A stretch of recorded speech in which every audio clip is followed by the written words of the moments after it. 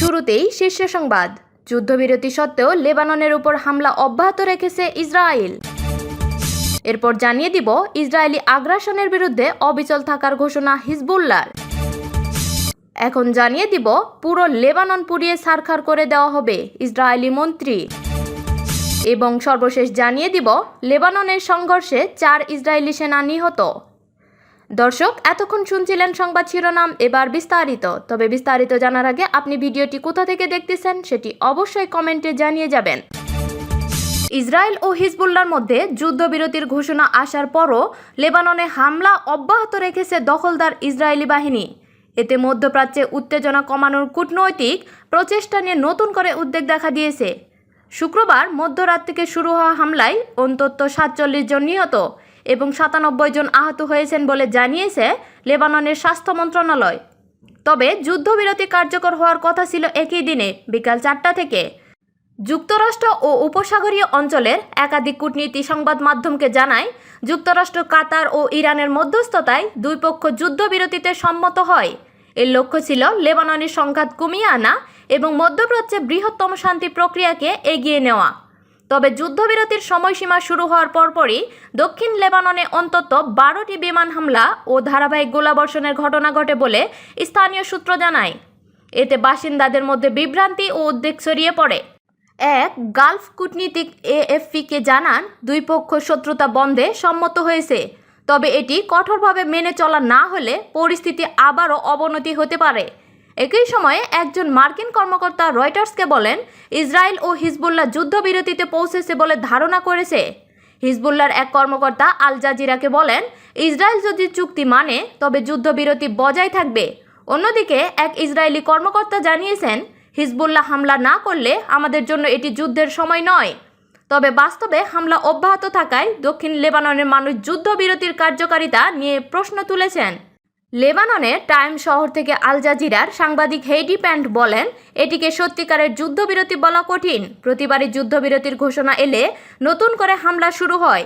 এদিকে মার্কিন পররাষ্ট্র দপ্তর জানিয়েছে, লেবানন ইসরায়েলি আলোচনা আগামী 23 থেকে 25 জুন ওয়াশিংটনে অনুষ্ঠিত হবে। লেবাননের প্রেসিডেন্ট জোসেফ আউন বলেছেন, যে কোনো আলোচনার ভিত্তি হতে হবে একটি পূর্ণাঙ্গ যুদ্ধবিরতি। জাতিসংঘের মুখপাত্র স্টেফান দুজারিক যুদ্ধবিরতির খবরকে স্বাগত জানিয়ে উভয় পক্ষকে সহিংসতা বন্ধ ও সংলাপে অংশ নেওয়ার আহ্বান জানিয়েছেন। লেবাননের ভূখণ্ড ও সাধারণ মানুষকে ইসরায়েলি বাহিনীর হাত থেকে রক্ষা করতে প্রতিরোধ যুদ্ধ চালিয়ে যাওয়ার দৃঢ় প্রত্যয় ব্যক্ত করেছে সশস্ত্র গোষ্ঠী হিজবুল্লাহ। সম্প্রতি এক বিবৃতিতে ইরান সমর্থিত এই গোষ্ঠীটি ইসরায়েলের বিরুদ্ধে গত 16 এপ্রিল থেকে কার্যকর হওয়া যুদ্ধবিরতি চুক্তি লঙ্ঘনে তীব্র অভিযোগ এনেছে। হিজবুল্লাহর পক্ষ থেকে দেওয়া এই বিবৃতিতে বলা হয়েছে, ইসলামী প্রতিরোধ বাহিনী যে কোনো ধরনের আগ্রাসনের বিরুদ্ধে সর্বদা সতর্ক ও প্রস্তুত রয়েছে এবং এই যোদ্ধারা নিজেদের মাতৃভূমি ও জনগণকে রক্ষায় শেষ পর্যন্ত লড়াই করবে। একই সঙ্গে যুদ্ধবিরতি লঙ্ঘনের বিষয়ে ইসরায়েলের তোলা সমস্ত অভিযোগ সম্পূর্ণ ভিত্তিহীন ও মিথ্যা দাবি করে প্রত্যাখ্যান করেছে গোষ্ঠীটি। হিজবুল্লাহ জোর দিয়ে বলেছে, ইসরায়েলি শত্রুপক্ষ আসলে কখনোই কোনো ধরনের যুদ্ধবিরতি চুক্তির শর্ত বা আন্তর্জাতিক নিয়মকানুনের তোয়াক্কা করেনি। এর আগে ইসরায়েলের প্রধানমন্ত্রী বেনিয়ামিন নেতানিয়াহু এক কড়া হুঁশিয়ারিতে জানান, যতদিন প্রয়োজন মনে হবে ততদিন ইসরায়েলি সেনারা লেবাননের মাটিতে অবস্থান করবে। সেই সঙ্গে হিজবুল্লাহ যে কোনো হামলার জন্য গোষ্ঠীটিকে ভারী মূল্য দিতে হবে বলেও তিনি প্রতিজ্ঞা করেন। বর্তমানে ওয়াশিংটন ও তেহরানের মধ্যে স্বাক্ষরিত মার্কিন ইরান সমঝোতা স্মারকে লেবাননের সব ধরনের সামরিক অভিযান ও সহিংসতা অবিলম্বে বন্ধ করার আহ্বান জানানো হয়েছে। তবে ইসরায়েলি সামরিক বাহিনী মার্কিন যুক্তরাষ্ট্রের এই শান্তি উদ্বেগের তোয়াক্কা না করে ঘোষণা দিয়েছে যে দক্ষিণ লেবাননে হিজবুল্লাহর যোদ্ধা ও তাদের সামরিক অবকাঠামো লক্ষ্য করে ইসরায়েলে বিমান ও স্থল অভিযান অব্যাহত থাকবে। মাঠ পর্যায়ে দুই পক্ষের এই অনড় অবস্থানের কারণে মধ্যপ্রাচ্যে শান্তি ফিরিয়ে আনার কূটনৈতিক প্রচেষ্টা এখন চরম অনিশ্চয়তার মুখে পড়েছে। যুক্তরাষ্ট্র ও ইরানের মধ্যে স্বাক্ষরিত শান্তি চুক্তির আওতায় যুদ্ধবিরতি কার্যকর থাকলেও লেবাননে ইসরায়েলি হামলা থামেনি। চলমান এই সংঘাতের মধ্যেই লেবাননে 4 ইসরায়েলি সেনা নিহত হওয়ার ঘটনায় কঠোর প্রতিক্রিয়া জানিয়েছেন দেশটির কট্টর ডানপন্থী জাতীয় নিরাপত্তা মন্ত্রী ইতমার বেন গভির। শুক্রবার ইসরায়েলি সামরিক বাহিনী জানায়, দক্ষিণ লেবাননে ইরান সমর্থিত সশস্ত্র গোষ্ঠী হিজবুল্লাহর সঙ্গে সংঘর্ষে 4 সেনা সদস্য নিহত হয়েছেন এর পরপরই সামাজিক যোগাযোগ মাধ্যমে ক্ষোভ প্রকাশ করে বেন গভির বলেন, পুরো লেবাননকে পুড়িয়ে ছারখার করে দিতে হবে। তার এ মন্তব্য নতুন করে উত্তেজনা বাড়িয়েছে এবং চলমান সংঘাতকে আরও জটিল করে তুলতে পারে বলে মনে করছেন পর্যবেক্ষকরা। ইসরায়েলি এই মন্ত্রী বলেন, আমেরিকানদের প্রতি পূর্ণ সম্মান রেখেই বলছি, ইসরায়েলকে অবশ্যই পুরো বিশ্বের কাছে এটি পরিষ্কার করতে হবে যে আমাদের সন্তানদের রক্ত এবং আমাদের নাগরিকদের নিরাপত্তা নিয়ে কোনো দর কষাকষি হতে পারে না। পুরো লেবাননকে অবশ্যই পুড়িয়ে ছারখার করে দেওয়া হবে। গত বুধবার মার্কিন প্রেসিডেন্ট ডোনাল্ড ট্রাম্প এবং ইরানের প্রেসিডেন্ট মাসুদ পেজেশকিয়ানের মধ্যে কার্যত একটি শান্তি চুক্তি সই হয়। তবে এই চুক্তির অধীনে যুদ্ধবিরতি কার্যকর থাকার পরেও লেবাননে ইসরায়েলের প্রাণঘাতী হামলা থামেনি। এদিকে লেবানন কর্তৃপক্ষ জানিয়েছে, ইসরায়েলি বিমান হামলায় অন্তত 18 জন নিহত হয়েছেন। দেশটির স্বাস্থ্য মন্ত্রণালয় এক বিবৃতিতে বলেছে, মধ্যরাত থেকে আজ সকাল পর্যন্ত চালানো ইসরায়েলি বিমান হামলার কারণে নিহতদের মরদেহ উদ্ধার এবং আহতদের সরিয়ে নেওয়ার কাজ ব্যাহত হয়েছে। প্রাথমিক হিসাব অনুযায়ী হামলায় 18 জন নিহত এবং 33 জন আহত হয়েছেন। দক্ষিণ লেবাননে সংঘর্ষে 4 ইসরায়েলি সেনা নিহত হয়েছেন। পরিস্থিতির অবনতির কারণে শুক্রবার সুইজারল্যান্ডে অনুষ্ঠিত যুক্তরাষ্ট্র ও ইরানের নির্ধারিত বৈঠক স্থগিত করা হয়েছে।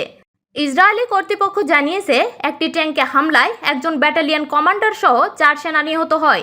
এরপরও তারা দক্ষিণ ও পূর্ব লেবাননে হিজবুল্লাহ বিভিন্ন লক্ষ্যবস্তুতে বিমান হামলা চালিয়েছে। ইসরায়েলি প্রতিরক্ষা বাহিনীর এক কর্মকর্তা জানান, বৃহস্পতিবার গভীর রাতে লেবাননের তেবনিত গ্রামের কাছে একটি ইসরায়েলি ট্যাঙ্কে সন্দেহজনক হামলা চালানো হয়। এর জবাবে নাবাতিয়ে সহ বিভিন্ন এলাকায় হিজবুল্লাহর অবকাঠামো লক্ষ্য করে ব্যাপক হামলা চালায় আইডিএফ। দেশটির অর্থমন্ত্রী বেজালেল স্মোটরিচ সামাজিক যোগাযোগ মাধ্যমে লিখেছেন, এবার নরকের দরজা খুলে দেওয়ার সময় এসেছে। ইসরায়েলের জাতীয় নিরাপত্তা মন্ত্রী বেন গভির বলেছেন, পুরো লেবাননকে জ্বলতে হবে। যুক্তরাষ্ট্রের প্রতি সম্মান রেখেই বলছি, ইসরায়েলকে বিশ্বকে স্পষ্টভাবে জানাতে হবে যে আমাদের সন্তানদের রক্ত ও নাগরিকদের নিরাপত্তা কোনোভাবে বিসর্জন দেওয়া হবে না। ইসরায়েলি তথ্য অনুযায়ী গত মার্চ থেকে হিজবুল্লাহর হামলায় অন্তত 34 জন ইসরায়েলি সেনা ও 4 বেসামরিক নাগরিক নিহত হয়েছেন। অন্যদিকে লেবাননের স্বাস্থ্য মন্ত্রণালয়ের হিসাব অনুযায়ী চলমান সংঘাতে দেশটির প্রায় 4000 মানুষের মৃত্যু হয়েছে। তবে নিহতদের মধ্যে কতজন বেসামরিক এবং কতজন যোদ্ধা সে বিষয়ে আলাদা কোনো তথ্য দেওয়া হয়নি। সংঘর্ষ অব্যাহত থাকায় যুক্তরাষ্ট্র ও ইরানের মধ্যে নির্ধারিত আলোচনা স্থগিত করা হয়েছে। এছাড়া মার্কিন ভাইস প্রেসিডেন্ট জেডি ভ্যান্স তার নির্ধারিত সফর বাতিল করেছেন। ইরান যুক্তরাষ্ট্র সমঝোতা স্মারকে সই করলেও নির্ধারিত শান্তি আলোচনা শুরু হয়নি। পরবর্তী দিনক্ষণ ও জানাননি দুই দেশ। শুরুতেই এমন ধাক্কায় আলোচনার ভবিষ্যৎ ঘিরে অনিশ্চয়তা দেখা দিয়েছে। পরিস্থিতি আরও জটিল করে তুলেছে ইসরায়েল। সমঝোতা স্মারকের তোয়াক্কা না করে লেবাননের নৃশংসতা বাড়িয়েছে ইসরায়েলি বাহিনী। দেশটিতে একদিনে অন্তত 47 জনকে হত্যা করেছে তারা। শুক্রবার হিজবুল্লাহর সঙ্গে যুদ্ধবিরতি ঘোষণার পরও লেবাননে হামলা চালিয়েছে ইসরায়েল।